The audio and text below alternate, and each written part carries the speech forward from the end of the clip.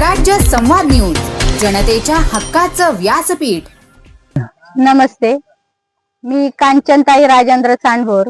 मी कवठे गाणातून पंचायत समितीची उमेदवार आहे। निशाणी काय आहे तुमची? माझी निशाणी कमळ आहे। तर एकंदरीत तुम्ही आज कोणत्या गावामध्ये प्रचाराला होता?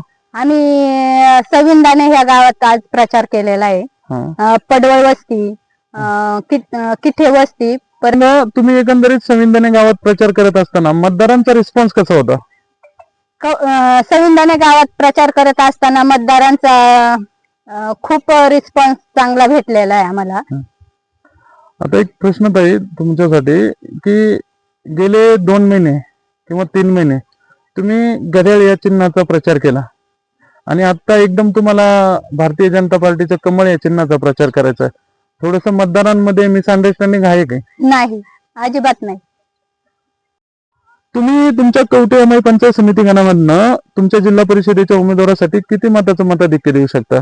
इतर उमेदवारांपेक्षा जास्तीत जास्त प्रयत्न करेन मी मतदानाचं। म्हणजे तुम्ही आता या ठिकाणी भारतातल्या सगळ्यात मोठ्या पक्षामध्ये तुम्ही या ठिकाणी प्रवेश केलेला आहे। एकंदरीत पाहता तुमचा विकास कामांचा काय आढावा असेल या पंचायत समिती गणासाठी?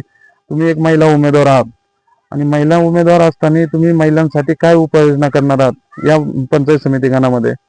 महिलांसाठी बचत गटामार्फत योजना आणल, त्या माध्यमातून त्यांना शिलाई मशनी किंवा कुक्कुटपालन व्यवसाय ह्या निर्माण करून देत।